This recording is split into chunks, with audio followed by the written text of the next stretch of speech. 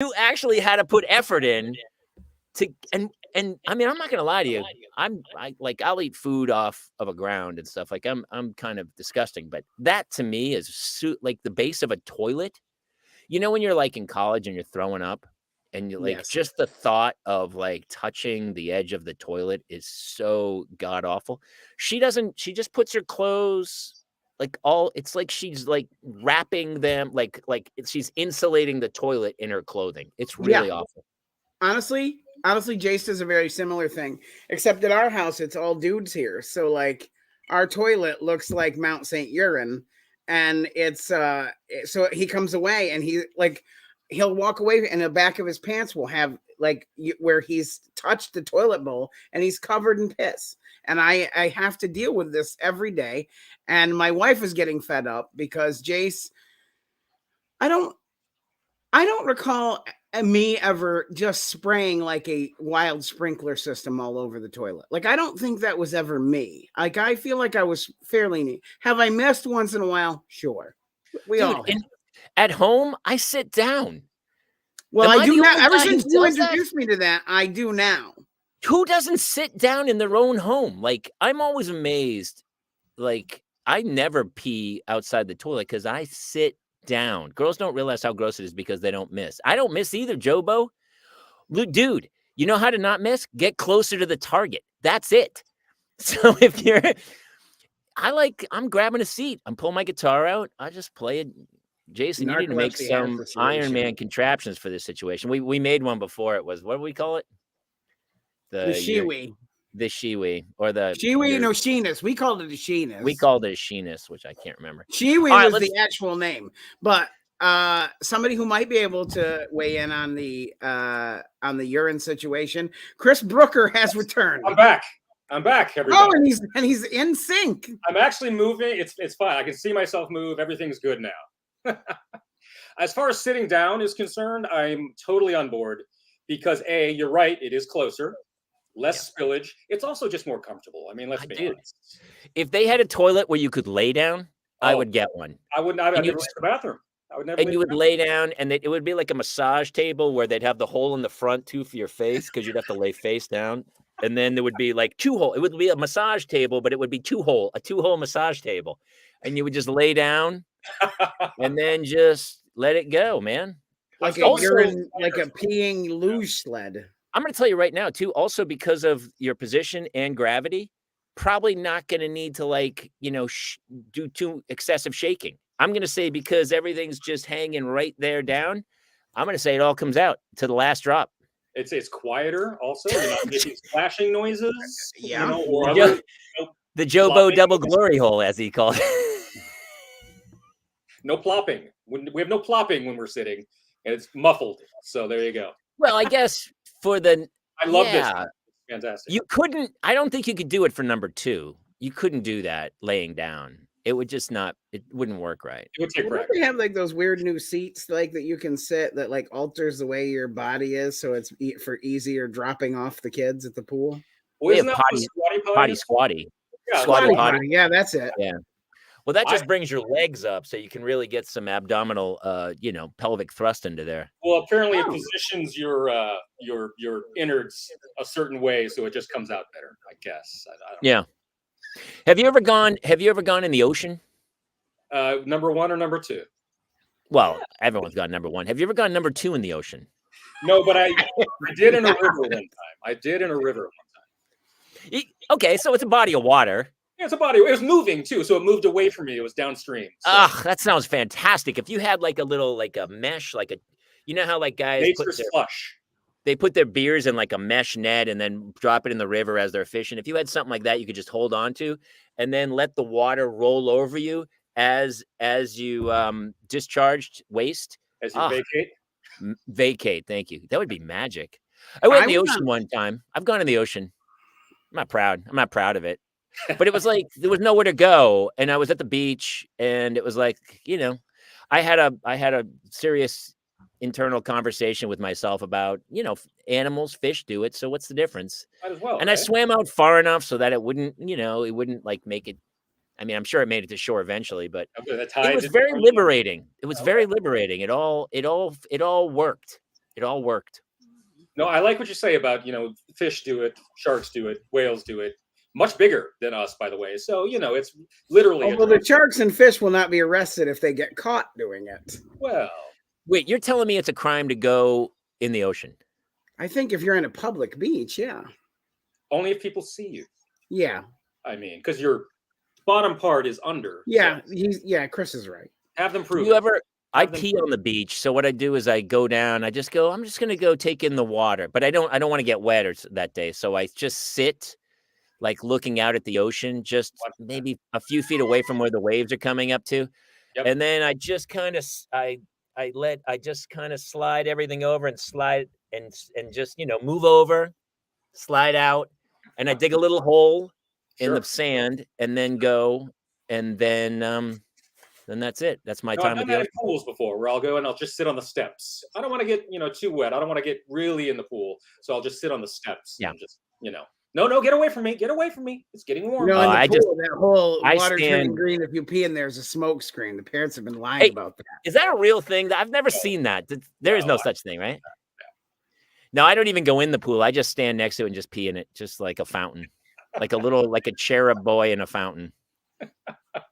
Got your wings on, and you're just I can So, see that. Chris, you're a DJ. What's your I favorite am, I classical? was. What's your favorite classical song? I don't. Rimsky-Korsakov, Scheherazade.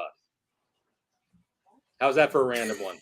That's pretty great. That's pretty. Yeah, I don't have an argument with that. Pull that out. And Freddie B says I already get sand everywhere. I can't imagine it in my colon. Why No. is it in your? Why would I put it in my colon? What arrested? Haha! I pee 7 times every time I go to the beach. Yes, it's just a steady. 7 times. Everybody does. Please, it's just urine. It's- A lot of baseball players, they would pee on the guy, Jorge Posada from the Yankees, was known to pee on his hands because it was toughen up his hands, apparently. So he was a catcher. I mean, maybe a true So story. this maybe not. show went in a direction today. Yeah, Going this dark. is taking off here.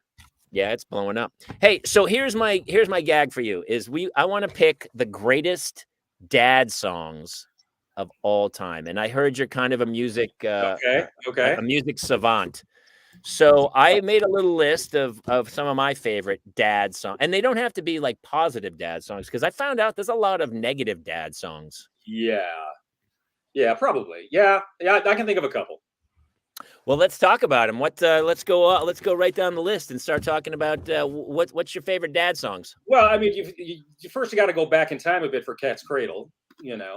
Oh, yeah. Yeah, I thought that's on my list. That's on my list. That's just one of the penultimate ones. And then just off the top of my head, I'm a child of the 90s. I worked in alternative radio in the 90s. Everclear's Father of Mine. Dude, that's the one. I didn't See? think he'd get that one. Yep, It's such a negative song. It's That's one of such the a first ones I sad. thought of, actually. But yeah, Me it's a too. very It was Father of Mine. Yep. And it basically says, you were the greatest. I remember being on your shoulders. You took me to the beach. We had great times. Hey, where did you go? What happened to you? Why did you screw us over? Yes. I would argue, though, that we've talked about this a lot about, like, everyone wants to be the greatest parent of all time. But some of the most successful people on earth, their father deserted them, like when they were like newborn babies. So in a way, was that dude's father a great father for leaving because he went on to become a successful musician? You know what I mean? Okay. Who in particular are you talking about? Gosh, who are some successful people who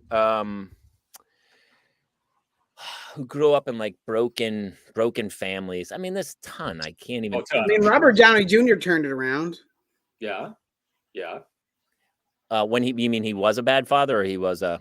His own father was terrible. Came from a bad family. Yeah, he came from bad and then turned he it did? around with His his father own was a kid. huge producer though, so he was kind of in the Hollywood circle. I mean, kids who like grew up and they go, my mother worked like 4 jobs. I want to say like even LeBron James or some, there's a lot of athletes who's like, my mother worked. Say again? You never hear about dads working 4 jobs. You always hear about the mom doing all the work to support, but you never hear about the dads, Oh, that's right. That's true. But in a way, to make that child successful, that father had to desert. I mean, he deserted his own child, and that's hard to do too. So maybe in a way, the father giving up being a good father made that kid successful.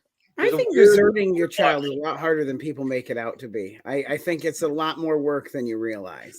It used to be a You've running got to joke in my forward house. your My mail father, eventually. anytime there was like, my father was losing it and there was a meltdown in the house, my father would be like, my mom's name is Peg. And he'd go, Peg, I'm going out for a pack of smokes. Not sure I'm coming back. And then but he came back. He came back. So it's so funny Narcolepsy says that because Jason didn't know the song Tears in Heaven. Okay. And we were, yeah. Well, and I knew the song. I just didn't know the connotations of what about the song. Well, typically people write. Yeah, go ahead, Chris. Talk about that song for a second because it's intense. Yeah, well, I mean, if I'm correct, and I couldn't be mistaken, please correct me. Tears in Heaven is about Clapton's son who tragically fell out of a balcony window, I believe, when he was like 1 or 2 or very young. And very so that young. song is like a tribute to his son. Very sad. Very sad. Very sad. Because typically most of the songs are about the artist's father. That one's to his son. And it was like, I actually saw something about it, and the window was so crazy. It had no screen, no thing on it, and it was low, and it was in the hallway, like near the elevators, and it was on like the 50th floor, and the kid went out, and I was like, oh. Here's what's crazy about that. He was a horrible drug addict, alcoholic or whatever, and he was sober. He had been sober for a while, and then that happened, and he maintained his sobriety. That must be tough. We were talking about it earlier. I was like, I don't think I could have. I think I would have gone Leaving Las Vegas. I would have been total Nick Cage, and hopefully I find Elizabeth Shue, but probably not. Probably not. Hooker with a heart of gold. Yeah, or Elizabeth Shue. Sweet love to one of those guys who are all painted gold on the strip that just are standing around. Plus, she's Elizabeth Shue. I think you're missing the whole point of Elizabeth Shue. It's not some crazy. But you're not. I mean, are you going to pull Elizabeth Shue, or are you going to pull the Gold Man? Oh, dude, Elizabeth Shue. Come on, Karate Kid, please. Yeah. By the way, hey, this is super interesting. When I was in wine country, I was talking earlier, Chris, I hosted this crazy wine event in Sonoma. And one of the vineyards was Cayman Vineyard. Jamie, she would look like Elizabeth Shue until the morning. That's all. Listen, I'll be gone by the morning. I won't survive till the morning. Cayman Vineyards. And it's Mark Kamen who wrote Karate Kid. And he also wrote Taken. Like, it was crazy. Oh, wow. Yeah, he wrote the Karate Kid. And he took all that money. And he went and started a vineyard. And I mean, it was the whole vineyard is gorgeous. And these guys are up there. I really if I could do it all over again, I'd be a huge trust fund kid and start a vineyard. I really would. I really missed my calling in life. You really had a good time up there, huh? Dude, it was glorious. Yeah. I don't know if Paul's watching or any of the guys, Sam Katuri, but we had such a good time. Wine country is beautiful. It was a lot of wine, a lot of good wine. And it's crazy when you drink really good wine, you don't get that hungover. It's weird. No, you don't, because it's good. Yeah. It's good wine. It's not Boone's Farm. Chris, I can't believe you chose Everclear. It's so funny. So were you speaking of bad alcohol, Everclear, yeah. Your station was 90s rock. It was. Did you have those guys come into the station to do like when they were in town doing their tour? I never had Everclear in studio, but we had a lot of local bands and stuff like that. I mean, I ran a small station in Stillwater, Oklahoma, and we were the only indie at the time. We were the only college rock indie alternative station when that whole scene started in the state of Oklahoma, and I was music director at the time. In fact, if I can brag, Rolling Stone magazine voted us one of the top 500 indie stations in the country that didn't suck when I ran. That's awesome, dude. Back in like 98, 97, 98 or something like that. It was great. So yeah, we had a lot of local bands and stuff like that. We had a lot of phoners, things like that. I think I interviewed bands like, Matchbox 20 and, Tonic and, Third Eye Blind and, and Bush and stuff like that. Ween. We had a good interview with Ween one time, if you're familiar with them. But yeah, it was a lot of fun. So much fun. I love Bush. I still play a lot of that stuff. That's super funny because back in the day, like kids today don't even realize that's how people found music. Yes. Like nowadays they're just circling stuff on SoundCloud or whatever. But back then, it's whatever the trending audio on TikTok is. That's true too. That's true. I mean, the landscape has changed so much. Back then, we didn't have socials. We didn't have the kids these days. We didn't have the TikTok you know, and you're right, the trending sounds and things like that. It was music that we played on the radio, and you know, when you start freeforming it on the radio, and someone calls you up and says, "I haven't listened to you for the last hour. Everything you've played is awesome." That's just a boost to your ego. It just feels good. I've been listening to is it Jack FM? Yeah, Jack FM's cool. Which is LA, which is basically the same station you had in Oklahoma. Pretty much. They're basically playing the same songs, but it's like, oh yeah, I forgot about that song. I forgot about that. They're all over the place too. Yeah, I love Jack FM. That's super funny, dude. Yeah. Yeah, I have a song that means something to me that's kid related. You know, Sheryl Crow adopted her first child. Okay. And so Lullaby for Wyatt is the song she did about adopting her son. And for me, it means a lot because in the song she kind of talks about, you know, is she going to mess this up? Is she going to mess up this kid's life? So that one, as somebody who did adopt, you know, my wife's son, that one kind of hit home to me. So that's one that I've always kind of liked and held on to. Oh, that's great. I would never have picked you as a Sheryl Crow fan. Honestly, other than that one song, no. You know, there's actually a song that I love too. It's about my daughter. You know, when I think about my daughter, it's an artist by the name of Rufus Wainwright. You may have heard of him. Rufus Wainwright. He has a song called "Daughter," and you know, it goes, you know, that's my daughter in the water. She learned everything I taught her. It's just a beautiful song about his love for his daughter, and it's absolutely fantastic. And I've been listening to it ever since she was born. Basically, comes up. That's so funny. So Jobo came up with Keith. I saw that one too because I ended up Googling after I came up with my list. And Keith Urban, Song for Dad, and basically every single country artist has one song about like, when I was a boy, my dad took me down to the river in the truck with his backwards hat, and we shared a beer and went fishing. Love my dad, but then he left. Like it goes something like that. Pretty much every. At some point, he went to jail, and there was a pickup truck, and yeah. And they definitely ended up down by the river. Something happened down by the river. All down by the river. That is in a van down by the river. In a van down by the river. Oh, I was going with Springsteen down by the river. That's so funny.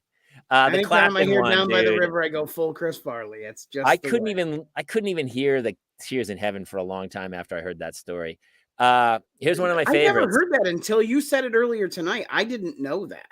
He goes, "If I saw you in heaven," because it's after the little boy passes away. He talks about meeting him in heaven. No, I'm gonna cry just talking about it. I never put that together. I mean, I've known the song. So I just didn't know where it came from. Listen to it again now. You know, with that, you know, knowledge of the origin, and it means that much more. It's pretty powerful. It's pretty powerful song, and the guitar is so crazy good. I remember him playing it at the Grammys, and everyone was like, just melting down. But I'm still like, the fact that he maintains sobriety, I don't. Dude, I don't know. That's incredible. I mean, I got caught in traffic a little bit today, and I had to have a drink. So I don't know how you get through that. Anyway, here was one of mine. Papa was a Rolling Stone. Okay. The Temptations, which I love. You're going back there. You're digging in the crates. Wherever he laid his hat was his home. I always loved. Like it's again a song about like an absent father driving people.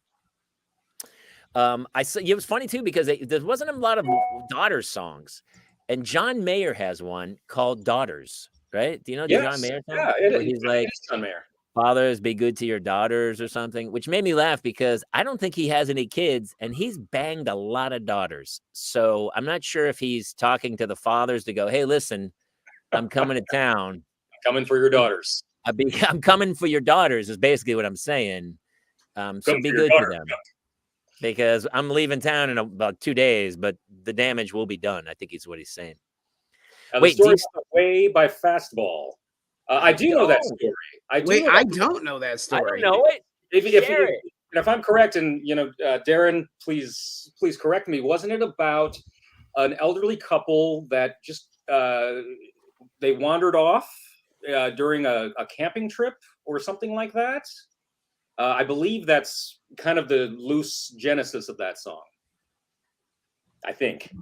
Wait. What? Say it again. They wander off. They wandered off of like either a camping trip or a road trip or something like that. They got up in the morning and just kind of walked away. Oh, where were you going without ever knowing? Without ever knowing the way. Okay, It's a mentioned gotcha. elderly couple that disappeared. Yep. I Oh, and they didn't- I never- didn't know that either. They don't get. They're never found, is what you're saying. Yeah, exactly. So who knew fastball goes deep? They're like, Fastball you goes know, deep, setting and up. pop rock. Yeah. I mean, they were Yeah. honestly the origin of like true crime fiction. Really, feels like Fastball. Sounds like Fastball might have a podcast coming pretty soon. He goes, they left without packing. Creepy. What do you mean they were murdered and eaten? Come on, I mean, I think the story. That's what happens. They didn't just wander away. And Heather said, "Father Figure" by George Michael. Oh, great. Love. So There we you were go. playing. I was playing Jack FM today on the way to school. Faith came on. Ching, ka-ching, ka-ching, chicka, chicka, ching. And then on the way home, when I picked the kids up, Wham! Wake Me Up Before You Go came on. So my kid had a George Michael bookend today to and from school, and she was like, "Is that the same guy from the?" I go, "It is." And she liked Wham! Wake Me Up Before You Go. Don't leave me hanging on like a yo-yo. Beautiful Boys on my list, Jobo. That's a I was good actually one. just thinking about that too. Every time I hear "Beautiful Boy" by John Lennon, I think. You ever seen the movie Mr. Holland's Opus? Oh, I Which cry is- every time. I sob. He signs that song to his Yep. deaf son Yep. in the movie after John Lennon died, and it was like, just tears rolling down the face. I mean, look, it's like music teacher, and then he has a deaf son. You're like, oh, it's I can't even. Gut-wrenching, Yeah, gut-wrenching. gut-wrenching. I like that movie a lot more than I probably thought I should have. Really good stuff, though. I do too.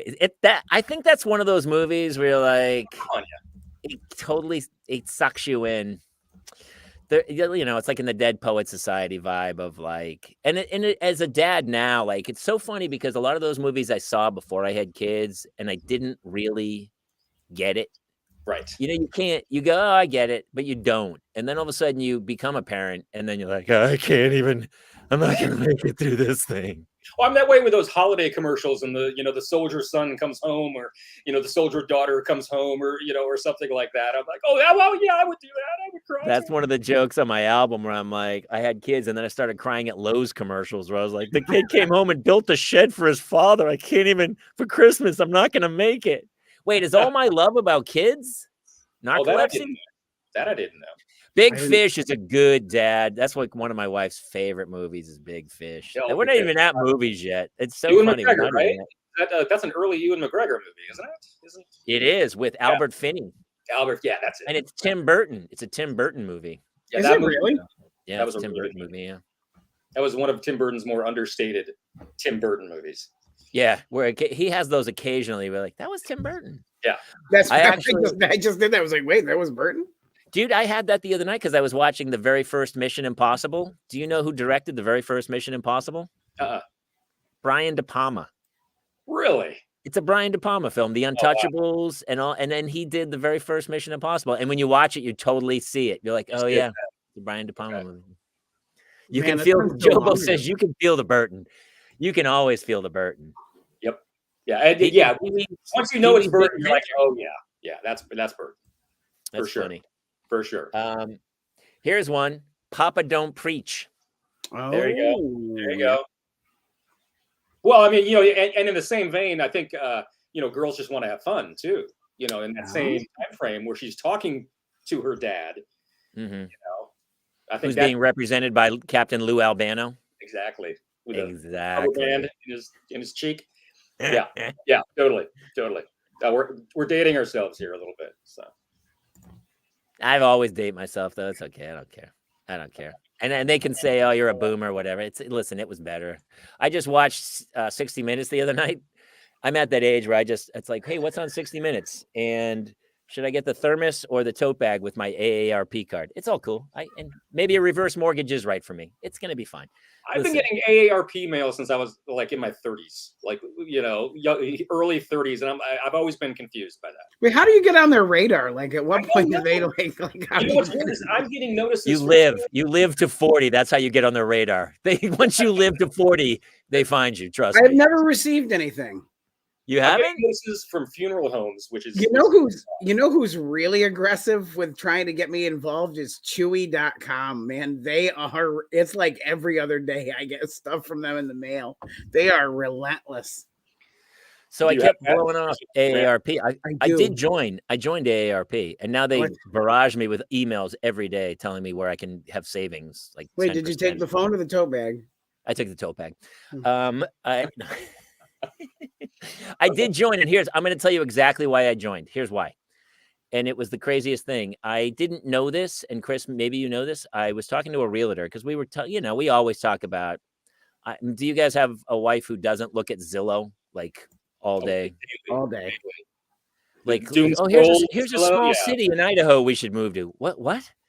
And so, we were talking, and this realtor I was talking to he goes, I don't know if you know this, but if you're over 50 or 55, one time only, you can move and keep your tax rate from the house you move from to the new home. So What? say you went and bought a way more expensive house. I don't know if this is true. I'd love to hear from some of our people if they know this, if anyone knows this. But apparently, say you live in a really cheap place in the tax rate and you want to like buy a bigger place, you can take the tax rate from your first house to your second house one Okay. time only after. And then I was like, oh, and he goes, I think you have to be a member of AARP. And so I joined AARP. And Just for that. even though we're not moving, I was like, oh, I guess I should join. I should join. In case you got that in your back pocket. So I got that. No, Which I thought was pretty interesting. And it makes sense because as a senior, people are listed as you're on a very fixed income. Yeah. And so to be able to move your tax rate would make sense for a one-time deal. Yeah. I don't know. I'd be interested. My wife doom scrolls Zillow all the time. And, we live in SoCal and just, it's ridiculous house prices. You can get a 800 square foot house for, $1.3 million. Yeah. And it's a fixer upper at that. And it's a tear down. And it's just like, it's so depressing. It's so depressing. Yeah. Oh, it's all depressing. I watched it, and so I was watching 60 Minutes anyway before, and that was the transition. But they were talking about AI and like Chat GPT, and how he sat there and he just said, "Give me a story like this," and thing went bang, and here it was like a doctoral thesis basically written out. Yeah, it's amazing. Yeah, it's pretty sick.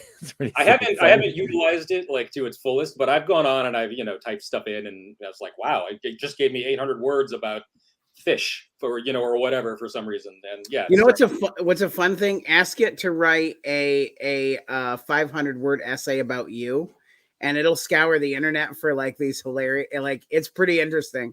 Wow. I did it, and it did a pretty good job. It did put me in some television shows I did not do, but it for the most part knew the course of my trajectory pretty well. It mentioned this show by name, and it did like a whole kind of thing. So it was pretty well done. I mean, I was very impressed. That's amazing. And a little scary. They did it on 60 Minutes. They did some. He goes up and he brought it up, and it listed books. It listed like 5 books. Really specifically, and then they researched it and it made up the books. Like the books weren't real books. It had just made up what it thought you wanted to hear or something. Like it was crazy. Just a fictional account of books of these. Yeah, 5 it just made up fake things and said they were real. So like every paper I wrote in college. Well, I think that's what they're worried about now, is that this is going to be used for those papers in college. It is going to be used for stuff like that, and people are freaking out. Well, my question is, what if you're a child in school, what is your incentive to learn anything? Like now, yeah. Like who do you really need to know who invented the car? Do you need to know the Wright brothers made the airplane? Or because if somebody goes, do you know who made the airplane? The kid goes, yeah, it's the Wright brothers, Orville and Wilbur Wright, and they were in da-da-da-da-ding-dong. And eventually they'll go back. It'll be like a little chip right here, and it'll be the matrix, which just plugs into the back of your head or whatever. Well, do you need to learn cursive for that matter either anymore? Yet they still you need to learn to write. My kids don't. I mean, they won't ever write. They'll talk to text. I think, won't they? No, mine's got the worst Well, they handwriting. even have the thing now where it'll write a cursive signature for you if you type it out. Yeah, that's true. The electronic signatures. You're absolutely right. Yeah, unnecessary. Honestly, I I can't wish I say could- anything. There's a fully functioning AI me out there right now. Yeah, tell Chris about that because and tell everybody what's going on with that because that's still like the coolest thing that's happened to us in a long time. That's really cool, dude. So my wife had a stroke after our twins were born, and then I got sick 3 months later, and both of us almost passed away. So I started looking for. I was watching Superman Man of Steel, and I was like, the part where he goes into the Fortress of Solitude and he's talking to his dad, and it's just the hologram of him. And I was like, somebody has come up with this in AI. So I started Googling, and I found a company called You Only Virtual that legitimately was beta testing that very thing. And we started working with them. And that's why I was in LA a couple of weeks ago. They just did their brand launch, and they have created a fully functioning AI me that chats with my son or us. I mean, we can talk to it as well. They're building them for each member of our family in case something happens in that unfortunate way that does. And it's pretty crazy how close to my voice and cadence and my style of jokes, all of it is very, very it's pretty crazy. Well, where do they pull that information? Where do they pull that stuff from? Just like video examples of you? We upload interviews, we upload video. It pulled, interestingly enough, Jamie, and I don't think I talked to you about this. It pulled some of the stand-up of you and I. So it knew you and I were friends, and it talked about it with Jace. Wow. So we had to correct it because I do a bit about how my son walked in on my wife dressed as Catwoman, and it was making the jokes to him. So we had to be like, whoa, you got to pump the brakes, AI. Can we give credit to Jobo's joke really quick? Because I said, yeah, tell him about it. It's the coolest thing that's happened to us in a while. And you went, well, my wife had a stroke. And I was like, that's the beauty of having a live audience, Chris. They don't hold back. Nothing goes unchecked, man. If you stumble on 1 second, they will, especially like our crew, Jobo and Narcolepsy will light you up. I love them, but I hate them at the same time. It's like I used to be like that with my friends in college. If you were like, hey man, I'm gonna go to the cafeteria. Like they go, cafeteria? You going to the cafeteria? And like for the rest of the day, you'd be the cafeteria guy because you missed the whole semester. That's the Boston mentality of really effing with somebody. No, that's like the whole junior high mentality. Something happens to you, you're that thing for your entire scholastic career until you go away to college. I told my daughters about this because nicknames like, oh my God, dude. Kids torment each other. And so I've had so many lectures with my daughters about because she'll go yesterday we were singing with my daughter. When she was a little girl, we used to make up this song. Her name's Claire. And the song went, Claire in her underwear, walks around like she don't care. All the boys, they stop and stare at Claire in her underwear. And she hates it. I can't sing it anymore. So we started singing it yesterday, and my other daughter, Hannah, started singing it, and Claire lost her yes, Trisha, nicknames suck, especially when they weren't the one you chose. Like Sting chose his, apparently, right? That's a Dana Carvey bit where he's like, I'm going to be called Sting from now on. And everyone's like, what? But so we kept singing that song. And so Claire lost her mind. I said, Claire, what's the trick? If somebody says something about you don't like, what do you do? And she's like, ignore it. But it's really hard. I go, it is hard. We had, I used to bartend at O'Brien's in Santa Monica. And one of my buddies, Paul, his name's Paul. And he, one day they were all drinking beers and it wasn't even him. Somebody else spilled the beer on the table. It went off his edge of the table and got all over his lap. And he had wet pants. He had wet pants. Yeah. And one of the other Irish guys, because that's the big thing with them. They like the rhymings nickname. They just make up nicknames. Because I was the token Yank. I was the only American bartender. They were all Irish. And so they called me the token Yank. And that became the Sherman Tank. So I was my nickname was the Sherman Tank, and I Okay. was like, "What?" And they go, "It's because it's a rhyme thing. That's a big British thing or something." So they Okay. kept nicknaming everybody. So the the beer spills on his lap, and the one dude goes, "Oh, look at you, boy! You need fucking diaper there." And then from then on, his nickname was Diapers. That was it. And that was it. Never changed for the next 10 years. That dude's nickname was Hey, Polly Diapers. He was Polly Diapers. Wait, is this forever and Winery ever. 16600, Paul? No, this was at O'Brien's in Santa Monica. He was Polly Diapers. And then Oh. Polly's it's the word Polly went away. And then It for was the just last few years, it was just diapers. And so we'd all be at the bar and people would be saying, like, "Hey, diapers." And then girls would be like, "Is that guy's name Diapers?" I'd be like, "No, it's Paul." You But and have to she goes, explain it. And it's a whole thing. yeah, like nobody knew him. If you go, "Oh, hey, do you see Paul?" People go, "Who?" And they go, "Diapers." And everyone go, "Oh yeah, he went out the back." You're like, you just can't get away from a terrible nickname. You're stuck So with you it. really, you have to ignore it. When somebody nicknames you, you just have to just go, or go, "Yeah, I love that nickname" or something, because they're the worst, man. They used to call you what, the Bionic Woman, right? My name's Jamie, so I was Jamie Summers. Okay, of course. Talk about dating It ourselves. took me a second. It took me a second to get there. Yeah, I was Lindsay Wagner, so I was Jamie Summers, and then I was Jamie's Crying was Van Halen. That was like And some then of the guys in the eventually you- Navy you tried had to a torment gun. me. "Ooh, they were like Jamie's Crying," and I'd be like, I guess. I mean, I like Van Halen, so sure. Sure, why not? Okay. Well, my last name is Brooker, and so I played basketball in high school. So Brooker, of course, became Bricker. You know, when you when you That's a brick, good one. you know, and That's that actually a lasted, good one, dude. That's a good nickname. that lasted for years. And to this day, my wife still calls me that sometimes. Jason, what did you get? You get nicknames as a kid?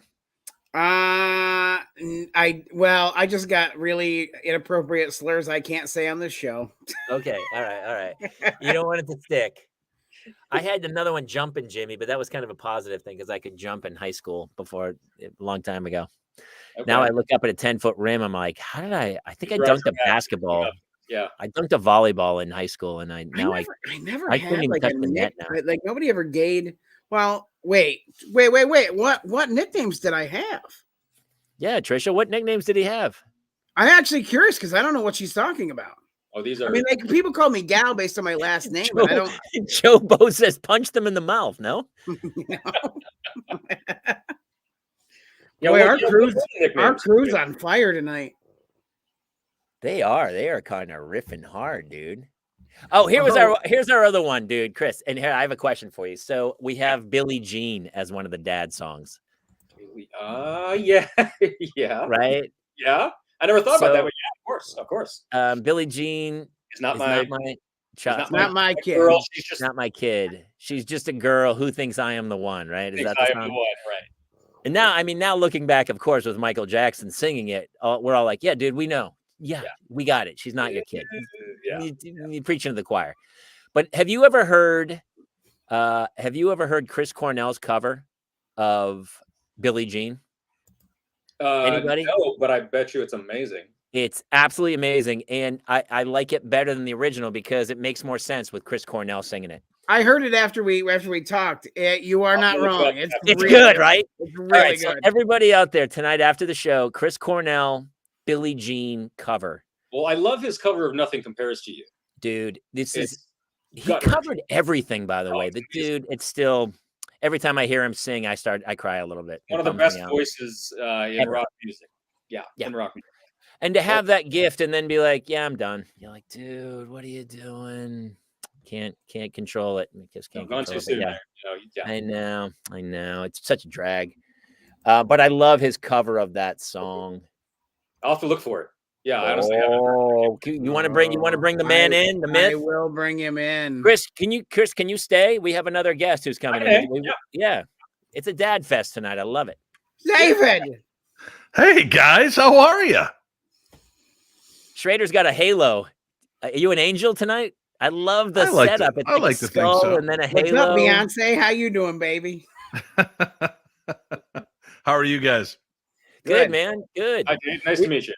Nice Yo, to see Chris, you, this Chris. is Chris, Dave Dave. Schrader. He's our old pal, and Chris is Heather Brooker's significant other. That's what I go by. That's on my card, my business card. It's actually I hand Heather out. Brooker's significant other. Yeah, Boy, that's my title, my official That's title. That's a long title. Formerly on a little known as business Bricker. card. It works for me. Bricker. Yeah, Bricker. It's in, Nice. it's in quotes. Bricker is in between. Dave, what are we've been your favorite parenting songs? Like songs that relate to, parenting. Songs that relate to parenting. Like Father like- and Son by Cat Yeah. Stevens, Cats Oh, sure. Cats in the Cradle. Okay, all right. Let's see. I've got Daddy's Song from the Monkees, which was written by oh gosh, what is his name? I want to say it's Harry Chapin, but I don't believe that's it. Harry Nilsson, I think is it. That's so funny because Neil Diamond wrote a bunch of their songs. Yeah. Really? Yeah, but he also wrote the theme to The Courtship of Eddie's Father, and I love that theme song too. So because I was my first child that I knew about was my son, so it was very me and him against the world. So I was very Courtship of Eddie's Father. Do you guys have songs that remind you of when your child was born? Yeah, Hell's Bells. I'll tell you mine because Up All Night was Up All Night by Pharrell Williams was big. I think it was number one the week Hannah was born.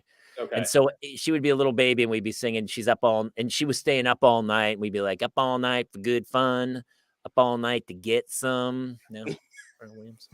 Ours was Radioactive by Imagine Dragons. It was like the number one song in the nation at the time my daughter was born. And it stuck. And now she's a huge Imagine Dragons fan. So it's carried. Oh, I'm not even a big fan of that band. It's just, that's her song. So your They're song kind of- that you equate to your daughter is about a post-apocalyptic world. It's fitting, actually, if you knew my daughter. Yeah, that would. Oh, that would hey, I have 4 daughters. I'm on your side, Chris. I know. You've ever seen her room or the bathroom when she's done with it? That's fitting. That works. Mine was the Benny Hill theme song when the twins were born. Bicycle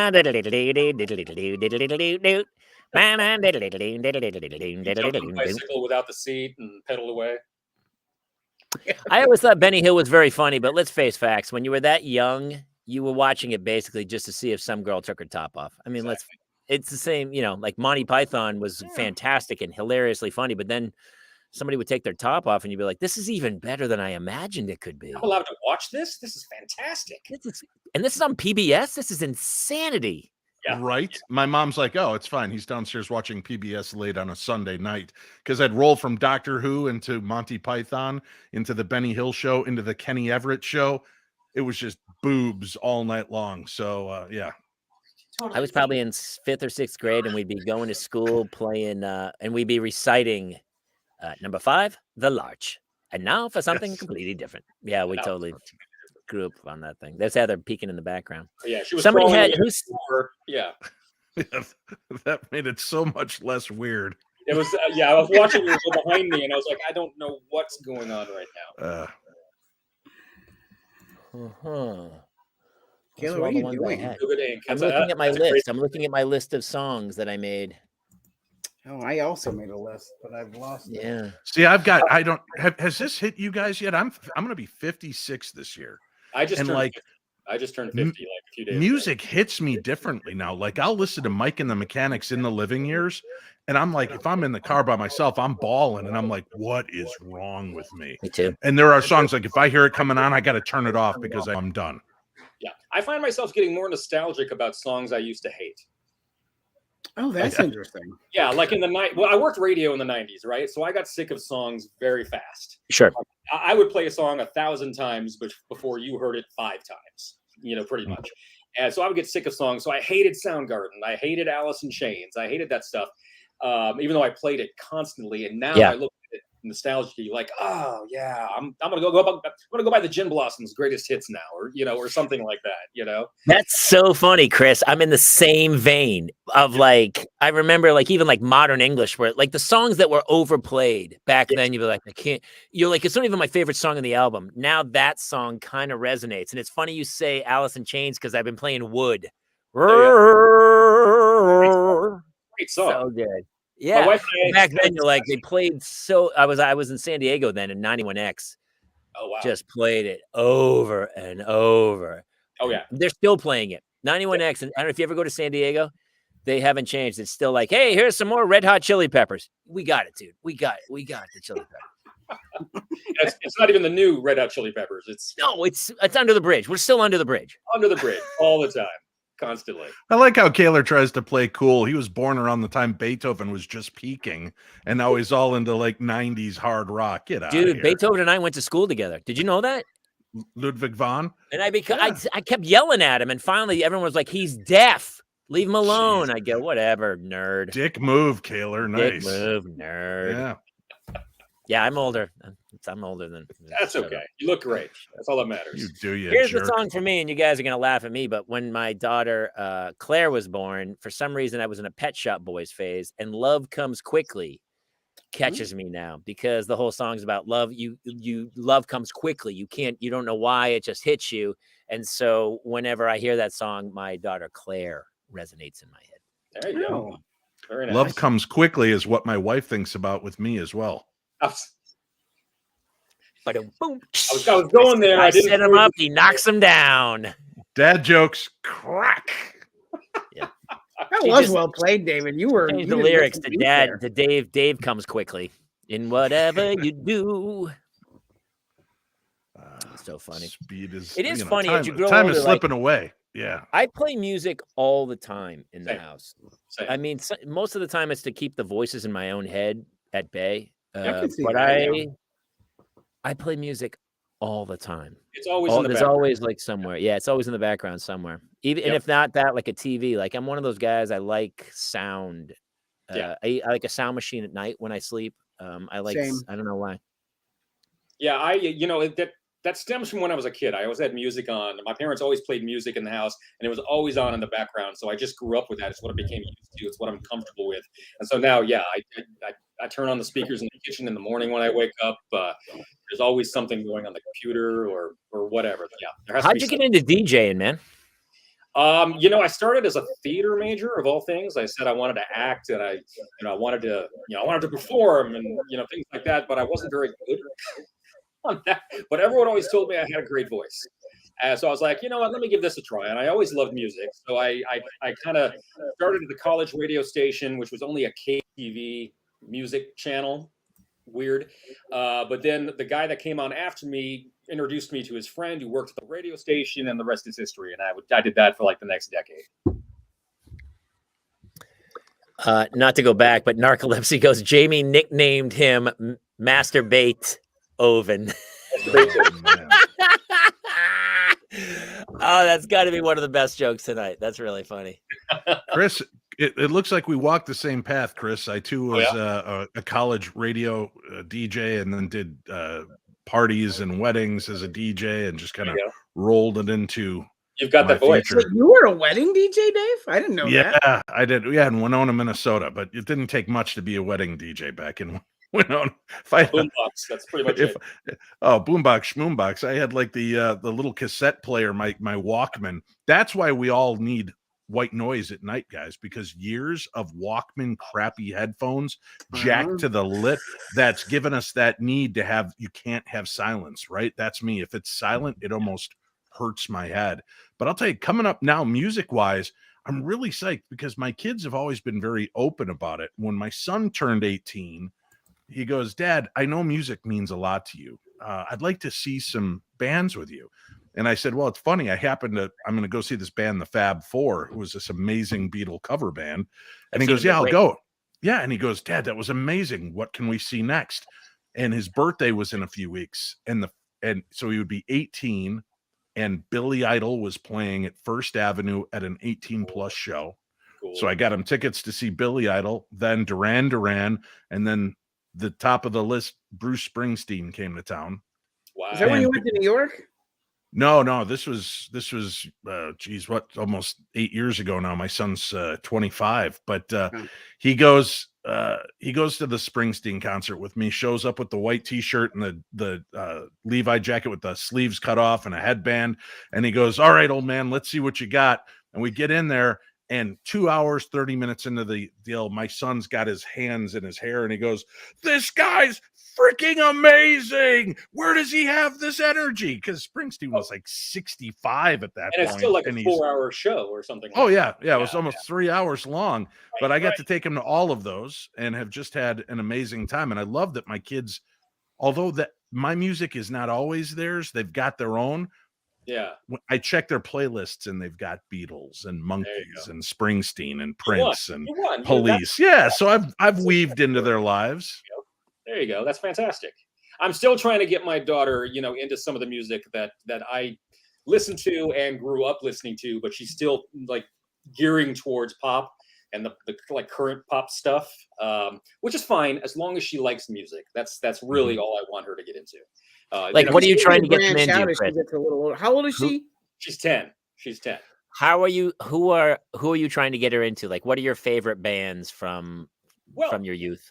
Well, my comfort zones are 90s alternative, 90s indie rock.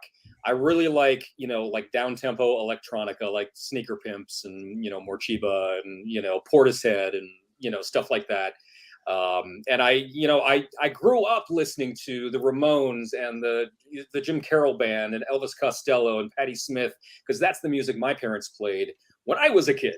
Oh no, that was the music I played when I was a kid. That's There all. you go. Well, yeah, I grew up listening to all that, and so all that was the genesis of the modern alternative music that I played in the 90s when I was on the radio. So it's all like this growth thing, and now there's nothing that I can really relate to musically. So that's why I'm getting nostalgic about the stuff I used to play. So dude, I played Portishead. Roads is the song. Roads, I think it is one of my favorite songs of all time. So good. Check out their live album, Live in New York. It's so good. They're so good. And it was, I don't know if you know, David Lynch does the weather. Do you know there's you can call a number and David Lynch does the weather every morning. David Lynch, the director from like Blue Velvet. He's like, this is David Lynch, beautiful LA. And so they played a lot of times on NPR. They played in the morning and they play David Lynch is like, it's like 2 minutes and he talks a little bit about the city of LA and the weather. And he goes, today's weather kind of made me think of a song. And the other day he goes, today I was thinking about Portishead Roads. And I was like, oh, because if you watch his movies, the dude's, his music's so good. Like I'll play sometimes and that dude just passed away who did the music for, what was his big Fire Walk with Me? What was the movie? Twin Peaks, Fire Walk with Me. Yeah. So the theme song from Twin Peaks, that like bum bum bum, whatever that was from David Lynch's movie. And oh wow, I'll play just that, dude. Sometimes if I'm writing, I'll just play scores from movies that don't have any lyrics.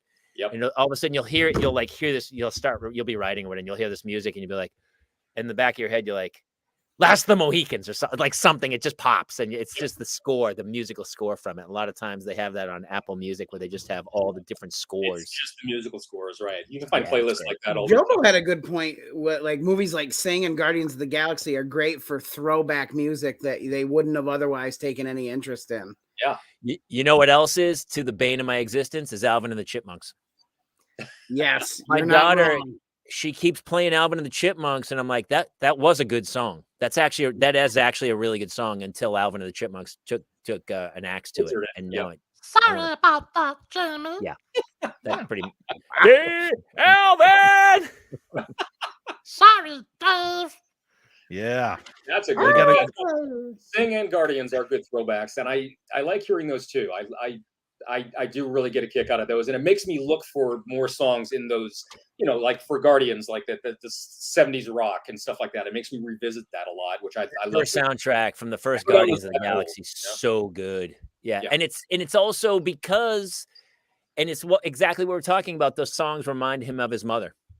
Okay. Because if you remember at the beginning, she's dying on Earth, and then he gets sucked up and goes to the galaxy or whatever. But all those songs, it was her playlist. It's his mother's playlist. Yeah, you're right. And the second ones are all dad based. That's interesting. That's right. That's right. So it's super funny, and it's exactly what we talk about. Where like my parents did not play music, but I'm the youngest of 6, so I inherited the Rolling Stones and Janis Joplin and all my older siblings. I remember having like the Jethro Tull Locomotive Breath Aqualung album as a kid or something. I remember Heart played a lot at our house when I was a kid. Heart's still, dude. I mean, nobody has a better voice than her. That's crazy. Yeah, Heart's always good. a few years ago, a band, God, who was it? Was it The Alarm? Do you remember The Alarm? They were like they were like a Clash A low copycat budget band. Clash. Yeah. Yeah, the 68 guns, 68 guns, whatever. They, you reach an age where nobody wants to hear your music because you're not 19, you're not cool anymore. So Right. when this is a few years ago, they were older, and what they did is they cut a song and they hired 4 like 19-year-old models, and they shot the video of the song sung by the models. Just these really good-looking band-like guys singing this song, but it Okay. wasn't their song, it was the Alarm song. And the song went to #1 in England Because of because of the video, because Oh, people saw the video, loved the dudes, and it blew up. And then they came out and they were like, "Yeah, that's our song." We're like 50 years old, and then people were like, "We hate that song." And that's how life works. It's like the old George Michael song when he had is it God, what's the one? Is that Father Figure with all the models in it? Like No, that Cindy was Crawford? Freedom. Freedom Freedom. 90 It's or Freedom. You're whatever. right. Yeah. And he blows up the jacket. That's right. He blows up the well, jacket. I'm, Yeah. I'm Blows thinking up the of Robert jukebox, Palmer. burns the jacket, the whole That's right. thing. Yeah. Yeah. I'm thinking of the Robert Palmer videos with the hot models and the guitars and the backgrounds. We wouldn't even know that dude's name if it weren't for those models. Those songs are pretty There good, was but a- those videos There was are a dude in those videos? Yeah, he was somewhere weird. off to the side, but yeah. I'm Wait, going to Jason, see the what Cure at music Soul. video were you in? Bloodhound Gang, right?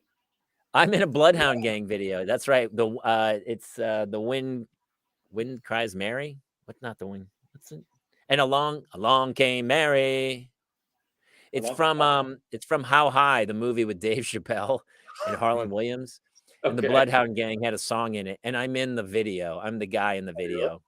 Yeah, it's pretty funny actually. Oh, And It's wow. full sometimes I'll get Taylor. weird He's just calls. bitching about everything at the beginning of the video. It's like he's not playing a character. It's just Jamie Kaler. Hey, Jason, why? Why would you say that? Is Kaler all, is that a twisted sister pin on your uniform? Your uniform. Right? What do you want to You know do what's- with your life? You know what's awesome now, though, is that, and this is weird to say, but musicals have really found a way to take amazing music like Hamilton, the Beetlejuice musical, the Greatest Showman. They create these epic scores and soundtracks that everybody in my house will listen to and love. And you've got to give credit where credit's due. The geniuses that are able to take those. I mean, it's not, a spoonful of sugar kind of candy coated crap music. This stuff is powerful and so beautifully orchestrated and written that it's one of those things you can share with your kids and not feel weird about, and everybody's kind of on board with that music now.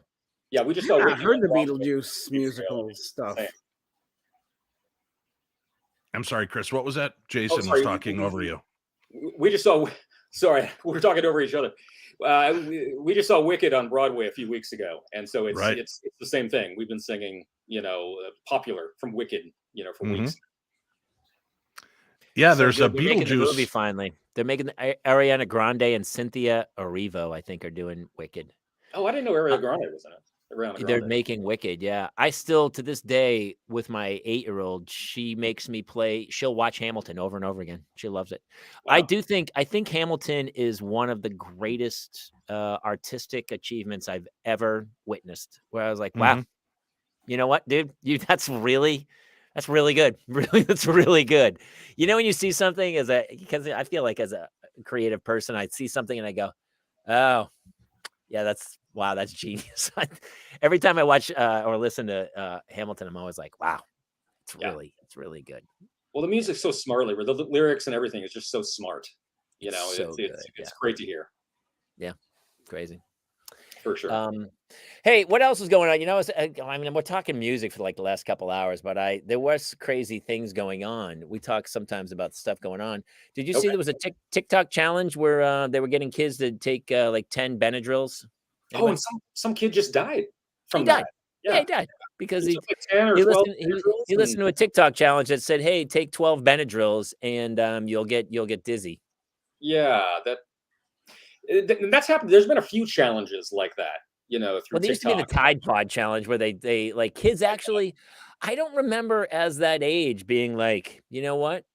I'm gonna try a Tide Pod, see how that tastes. I just It's don't like the new remember peer ever pressure. being that stupid.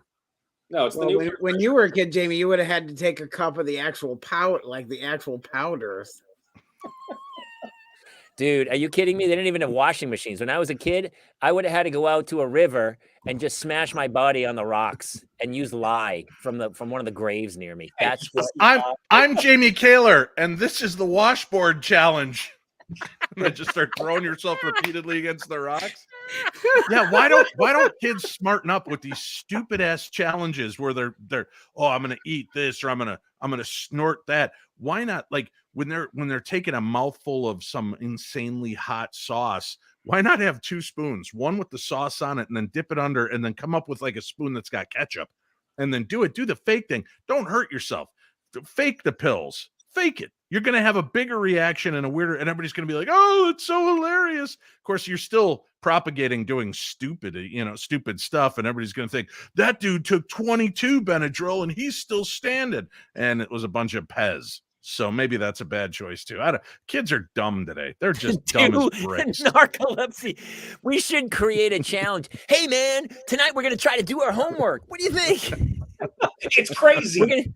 If we write gonna that sketch, that would blow up on TikTok. Really Jamie. funny. We're gonna take one Benadryl and then we're gonna do our homework. Wait, what did he say? Then we're gonna go to bed early. It's gonna be fantastic. And read a book. No, gonna do do the the real homework challenge like we did. I used to we break out the Pixie Sticks and Jolt Cola. There you go. Drink Jolt Cola. Hit Remember the that? Pixie Sticks when you had to do a full night of work, man. That sugar Okay. kept you burning. That's how I know I would have never got killed because I never did that one either. The Wow. Pop Rocks or whatever and Coke Challenge or whatever. I Oh. never did that stuff. I was always afraid. Because Mikey from the Life cereals apparently died from That's it. right. He Yeah. died repeatedly. And Leave It to I Beaver was forgot killed about in that. Vietnam. That's like urban legend with like Richard Gere and the gerbil and Is those are that the- though? those- Is it? There's a Isn't lot of that- people. A lot of people were a lot of nurses were in the hospital that day who were officially reported that. Oh, well, speaking of those urban legends and going back to the music, do you remember the urban legend surrounding Rod Stewart? Or Yes, of Sir course. Rod Stewart? Yeah. Of course. No, I mean- what was the urban legend? Remind Who me. It hasn't was had a- their stomach pumped? Yeah, he Oh, lost okay. a bet to his band members and Yeah. had to give an oral dissertation to each one and ended up having to have his stomach pumped. That was one of the Yeah, I Well, remember. that was also the same for Alanis Morissette was a similar urban legend. yeah, but that actually happened, and Jamie and I were there. I don't remember that one, but I you would have don't- been 72 at the time. Oh, that's why. That was a bad year for me. I don't remember much from that year. That was Bad year. long. 72 was a bad year. No. Alanis. That was one of her. See, so these urban legends just moved from generation. It jumped from Rod Stewart to Alanis Morissette of all people. What a Well, like skip it's a over similar body Britney type. and Christina and go right to the angriest woman singer for a Cool. long time. Yeah. What do you guys think is going to happen with TikTok? Do you think it seems to be the one thing that the left and the right are both agreed on? And Didn't I it know fall that they out, are though? saying it's because it's a Chinese company. What's funny is that TikTok in China for kids is not like TikTok here. It's very Not at all. educational. It's the all only- STEM stuff. Yeah, and here it's all like, "Hey, have you eaten chalk yet? You should try it. It's pretty." That's the educational part. They're like, this is what's going on in America. This Yep. is why you need to do your homework. Yeah. Hey, look at me. I'm eating a chalk stick. Right? So Don't it's piss all in the educational toilet for ring them. challenge. Yeah. You guys are hilarious. Man. Yeah, I don't know. It's crazy because it's such we're such fear mongers now because you can't help but turn on any news or any website and it's like, are you safe? I mean, kids are like pulling up to the wrong house and everyone's Oh, like man. shooting. Oh, man. So listen, we don't really talk about guns at all, but I will say that they had the woman Christine Noem or whatever her name is. She's a politician from I want to say Montana or Wyoming, whatever. And so she spoke at the NRA, and I'm like I don't care about guns. I'm former Navy, whatever it is. But she Yeah. bragged about the fact she goes, "Well, I got a 2-year-old. My 2-year-old's already got a shotgun and a rifle." And I was like, "I get it. You're talking to the NRA." Would you give a 2-year-old a pair of scissors? Would you give a 2-year-old? I mean, Right. I don't remember giving a 2-year-old like anything remotely dangerous, let alone a shotgun. So when I'm somebody 45 goes, and people don't hand I'm me not sure a firearms. 2-year-old needs a shotgun, right? Depends on if there's any wascooey wabbits around. That's true. I mean, if it's Elmer Fudd is a 2-year-old, but I was amazed Yeah. when like that was her, and people were like, yeah, people were like applauding. I don't And I was like, understand. listen, man, I appreciate the Second Amendment and I appreciate your rights to have a gun. But as a parent, do you really think a 2-year-old and a Yeah. shotgun is a good combination? I mean, I'm afraid to Set-wise, give the kid, I wouldn't give the kid a Sharpie marker. I no. remember having to take toothpaste to get crayon off the wall. Is a 2-year-old with a shotgun? There's a reason we give them spoons and forks with rounded edges. Yeah. Because they're, I know. you know, everybody's he's going like, to get "Mom, poked. just Why get a give them a shotgun." shotgun? Well, we put cushions on, you know, the edge of pointy edged tables. You know, I'm not going to let them run with scissors, let alone shotgun. So I honestly, now I almost want to call her out and say, all right, listen, I want to see your 2-year-old fire a shotgun. Because I've fired a shotgun. It kicks. It kicks very hard. It's a shotgun. It's pretty powerful. And for Yeah. a 2-year-old to shoot a shotgun, I just feels like I feel like it's just a stupid brag. I feel like it's over like ridiculousness. And shouldn't that be considered abuse? Because it's got to hurt. Every time I've shot a shotgun, I end up with bruises. Look what it used to do to Grandma Clampett in the Beverly Hillbillies. Knocked her it on her was ass every time. Granny. Sorry. That's you're right. right.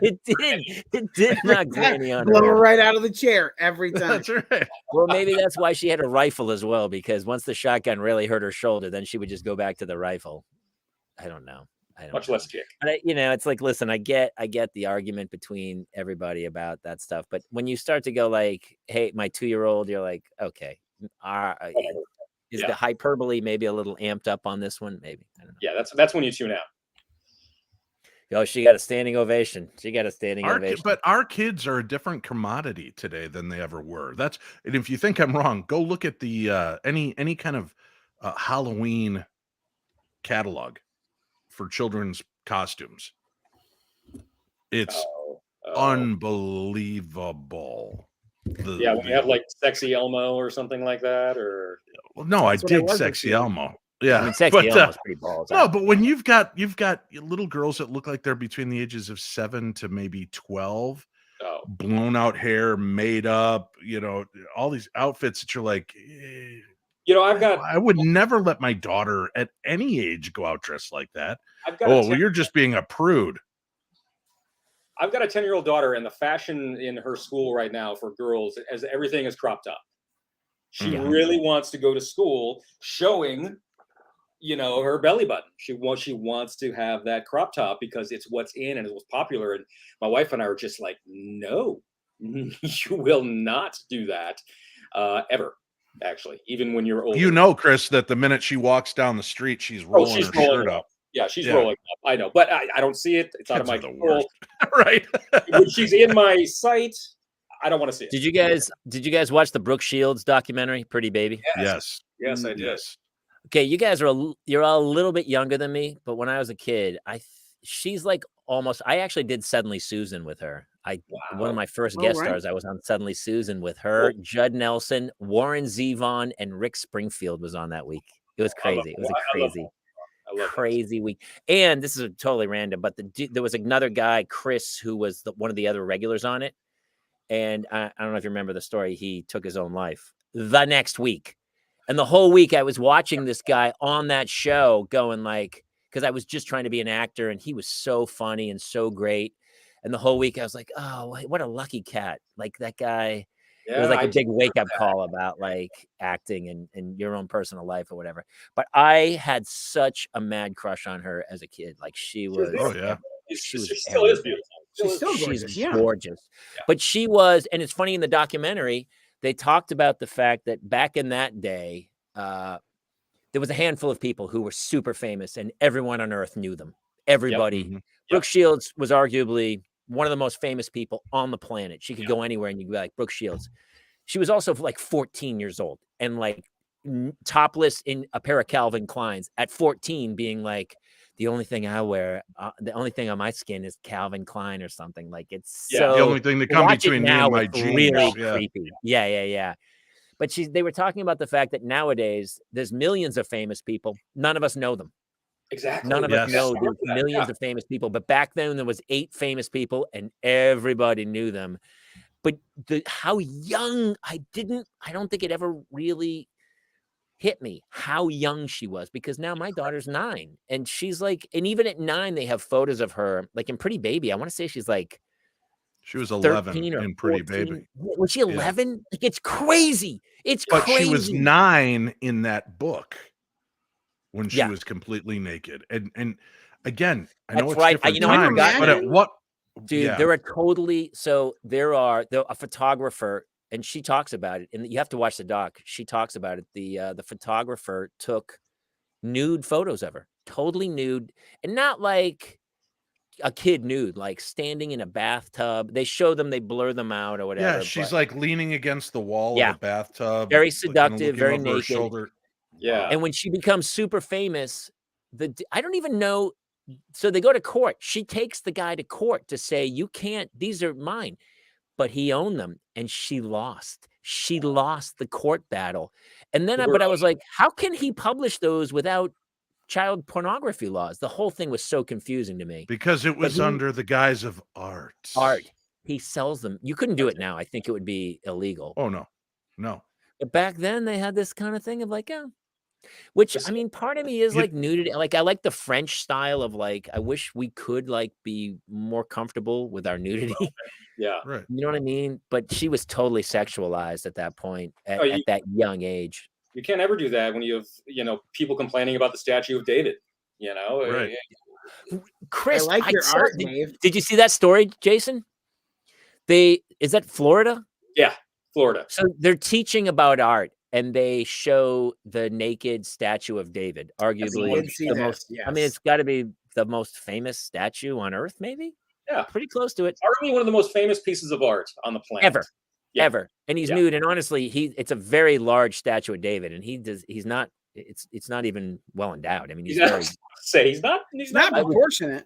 It's It was a cold. cold day. It was the a day they cold were day in chipping that Rome, out I of marble. believe. Yeah. I believe it was cold. The marble was very cold that Very day. cold, yeah.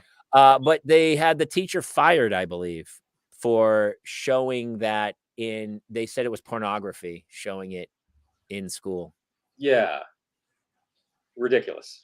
I mean, we're just reaching a point where it's like we don't know what to do anymore. People I are used to teaching- think Idiocracy was just a movie, but we're I wouldn't headed trust there. Yeah. The thing about that is like not a lot of people complained. It was like 2 people in the of the parental populace of that district or whatever complained, Yeah. and they everyone was up in arms about it. Well, they get so worried because they're afraid those 2 voices are going to catch fire, and that's Yeah, that's can we kinda just what always snuff happens. out their can we just snuff out Here's- their torches and Yeah. vote This them is off what the island? Exactly. I've always said. This is the real problem with the internet and social media, is that it gave every single person a voice. I remember Yes. the days when you really had to work hard to get your voice out there. Now You everyone like has. had to like print your own little fanzine or whatever you were doing, man. You had to go do something. Nowadays, you can just get your Taylor, you had to opinion. get out there and print your own fanzine. Your fancy. like on a what's that called? mimeograph. A mimeograph machine, right? Uh, Nowadays, people like everyone has an opinion, and a lot of people shouldn't have opinions. A lot of people shouldn't have children. A lot of maybe a couple of us it's so should probably easy. not have had. Oh It's my so gosh, we get blown up for just posting simple videos of our kid, like me with my kids with the mini pony, and Jamie when you fed Claire cottage cheese. Like we both got blown up for those. Oh, I posted a video because I got mad because my daughter asked me to buy cottage cheese in the grocery store. We got home and then I served her cottage cheese and she goes, "I hate cottage cheese. I'm not eating this." And I was like, "You wanted this." And then somebody was like, "How can you make your child eat cottage cheese when they don't want to eat it, man? What kind of monster are you?" Like, whatever, man. Everyone has a would- voice, no yeah. matter how stupid. Yeah, people are stupid. And it's I would- unfortunate. And like I said, it's so easy to do anonymously behind a keyboard. It's everyone gets this But courage. it's not just that now. People are Yeah. out in the street being idiots. Wow, that's true. They have no That's problem true. facing you and telling you you're wrong because they're right, and here's why. You're definitely emboldened. That's Yeah. why I love that. I don't know if you saw the news today, but Fox paid $787 million to Almost Dominion. $1 billion. Yeah. And here's what's funny. I put on Fox News for a while today. Never mentioned it once. Never course not. brought it up. They Yep. don't have to post. They don't have to. They never have to print a retract. That was part of the deal. It was supposed to go to court, and they all settled. And then they don't have to print a retraction. They have to print anything else. But you knew when that woman was up there saying garbage, whatever her name is, that she was criminally insane from minute one, and they all knew it. They knew she was criminally insane. They say it behind the scenes, and then it cost them almost $1 billion, which makes me laugh so hard They about just the whole throw a situation. wad of money at it, That's what they did. and it goes It's the away. same way, dude. For Bill O'Reilly, paid $42 million out in like sexual harassment charges Went under away. the table. They all did. It's so the whole system's so broken. Anyway, what else do we? I guess, dude. Here's what's funny. I have got to put my kids to bed. It's like, Yeah, that's fair. I know. Now, where are you, Jamie? Where are you? Are you? I'm in Southern California. Oh, you're in Southern California. Okay, same. He's close to you guys. I'm very close to you, Chris. I'm like, I could be there in about 10 minutes. You're if you down the have road. anything to Okay, do. good. Yeah. Actually, Chris, if you go open that door behind you, you'll find Jamie. Okay. I'm right here. He's in my I'm in guest the house. house. He's in the Looks like house. He's in the closet, right? I'm in my recording studio. All right, here's the last topic I'll tell you, and then Great. we'll get out of here on this. I saw something by Dave Ramsey, who's acts like he's the dick who's like, stop spending money. What are Oh, you yeah. spending money for? You need to save, or you're not going to make it. He's kind of a jerk, but he's right. He says, which I totally agree with, that people should stop paying their bills for their adult children. I Schrader, agree. you're the only one here with adult children. Do you pay your kids' bills? You know, I've helped on a few occasions, but really only in the scantest ways. But Have they yeah, helped but you? I could Have they ever I could helped you? see You that. had a rough month? I don't want to go on record saying anything right now. No, I don't. But I don't ask. But other parents have. Have they? So I pride myself on the fact that I will eat Alpo before I will call one of my kids and say, "Hey, buddy, can you spare a dime?" I just, I kind of feel like, listen, I gave them a good life. I will never have any money. I will never retire because I've raised 11 children. There's no money to be had. So I will be Kudos. working until the day I fall into the earth, and that's it. Don't worry, But Dave. I'm That's not okay going to be with much. it. Don't worry. You don't have much longer. Don't worry about it. You'll be Not with this belly. Not No, with this it- belly. you'll be fine. No, it's but I've seen other parents tap their kids, and listen, my kids are great and in positions. My son right now is in the military. He's got an engineering degree. He's flying big shots around the world in helicopters. He's Wow. pulling it down. And I've always said, you're my retirement fund, right? I'm going to live in your basement. And he laughed. But I always said, I thought 11 kids, this made fair sense. As I got older, I'd sell my house and then I just go stay with one kid a month throughout the year, and I'll pay their Oh, that's mortgage fair. and their That's not bad. utilities for that month to let me stay there, see my grandkids, spend time with my kids, and then move on. Just around a month, you're starting to it's time for the old man to go. And then I'm on to your brothers. And I And just plus keep that moving. 12th on that 12th month, you can just hit like a local homeless shelter for like 30 Yeah. days. No, whatever. I will just and go then to a move back in with silent kid room. one again. Yeah. Yeah. you'd be And fine. they'll probably bring you in for at least like Christmas Day. So I mean, you do okay. I know a lot of people who are paying bills for their kids, and I know a lot of people whose parents are paying them Okay. like money. How do And I so get I'm in always, on I'm always that? like, really? Like my parents didn't pay for college. They were like, we don't have any money. No, You're mine either. you're I was on on your my own, own. brother. On my own. I think once or twice I asked my parents for money while I was in college. When I got out of college, I think maybe a couple times briefly, but in general, no. I've always been on my own. Yeah, And me I too. refuse to ask them, for money. Well, he says what Ramsey's point is that you're not helping them. Mhm. They need to learn. Yeah. On their own. And I kind of agree with it, but I mean, how, if all of a sudden your kid's like, I'm not going to make rent this month. I mean, do you go like, well, stop spending money and go get a job? I don't know what to tell you. Because then you're a jerk and the kid's like, well, fuck you, dad. Well, as long as it doesn't become, their monthly rent payment is going to you. Yeah, I can see what Chris is saying. Like every once in a while, yeah, it's okay to throw them a bone. If they legitimately need help, or as long because as we all stumble. Yeah, exactly. Also, not doing something stupid like gambling their money away or whatever, within reason, I think. But I think that they rely on it because what do you mean you stumble? Like I've stumbled. My parents didn't bail me out. Like, that's what I'm saying. Well, but we love our children though, Jamie. So that's the difference. It wasn't that they didn't love me. My father sold cars and raised 6 kids. I mean, to be honest, he did the best he could. Yeah. I do think though, it's like this bailout system of like, I remember when I first got here, there was a girl in an acting class and I was like, oh, what do you do? And she goes, I'm an actor. And I go, oh, okay.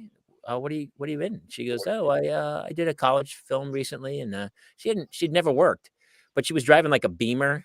Her dad had bought her an apartment in LA. And I was like, oh, and then the more I was in acting, the more I saw that because it's really a rich kid sport. It's really tough. It's tough business, especially nowadays. I mean, to have like a living as an actor, you can't, there's no commercial money anymore or anything, but yeah, it's great. Right. Well, a lot of people are trying to bank on that social media money. It's the only way to make it nowadays. Kids go, how do you get in the business? I go, build a fan base, man. That's really the only way I think nowadays is start a YouTube channel. Get that number up. Yeah. This is, if you are slightly attractive, you can make a ton of money. And even if you're not, if you play on the absurdity of who you are, you've got people that have got 8.7 million followers. And then you go look at Al Pacino's Facebook and he's got 32,000, right? It's just crazy to me that like you said, there are so many famous people none of us will ever know. None of us ever know. And they're making so much money. I bought a pineapple today at Trader Joe's and the kid, what's the little kid, his world? Ryan's World. Oh, Ryan's World. He was on my pineapple. He's on my kids on my pineapple. I go, why is my pineapple in Ryan's World? He's the kid who unboxed toys and made $24 million last year. 8-year-old millionaires. It's ridiculous. I mean, like multi-millionaire. And he's like, hey, buy a pineapple. I go, dude, get off my pineapple, man. You didn't grow this pineapple, Ryan. Yeah, it's not even, and you don't open up. It's not like a present. It's just a pineapple. What are you doing on my pineapple, dude? Jamie, it's just the same as Flintstone chewable vitamins.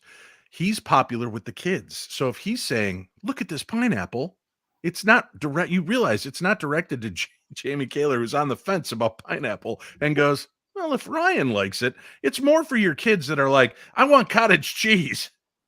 Right? I almost didn't buy it because I was like, I don't want a pineapple anymore. Stupid Ryan. Listen, we've been on that. We're doing this for 90 minutes. I gotta wrap. Honestly, if we don't end on pineapple, what are we even doing here? I don't know. I'm gonna slice up that pineapple in the morning though for my kids. It's gonna be fantastic.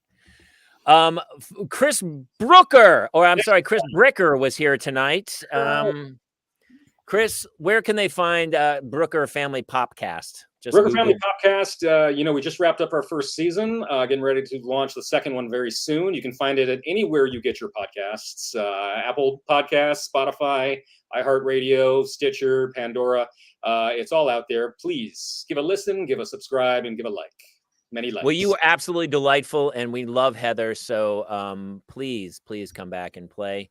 Thank you. I love Dave Schrader. Oh, there's Heather. Oh, love this, you guys. Yeah, honestly, now we don't need Heather anymore. Now we have Chris. Yes. Schrader. Yes. Tell us what's happening. Where can we? Not much. Where do people need to go to find you and see what you do? Underneath the bridge, holding a sign that says "We'll hunt ghosts for food." You can check out the Paranormal 60 podcast. Check me out until my TV show things get back in line and we start filming again. Other than that, sounds great. I'm just doing YouTube. So thanks for having me, guys. Super fun show tonight, guys. I really appreciate it. Thanks to everybody for chiming in. Really funny jokes. Narcolepsy, Jobo, Joey Steelers, Freddie B, Brandon, all the gang was here tonight. It was super fun. Be sure to like, subscribe, follow, do all that shenanigans. And we are going to do another metaverse show pretty soon. We're going to do a big hang in the metaverse. So details to follow. We have a parents lounge in the metaverse. We're Ready Player One. It's coming. Nice. I guess that's about it. Jason, any words of wisdom? We didn't get Yep. into your family stuff, but I guess we're going to do that soon. We can do it next week. You can catch new episodes of the podcast on Mondays and Thursdays on iTunes, iHeartMedia, or wherever you get your podcasts. I love it. All right, guys. Thanks so much for joining us. Be good. Have fun with those crazy kids, and we'll see you guys next week in the Parents Lounge.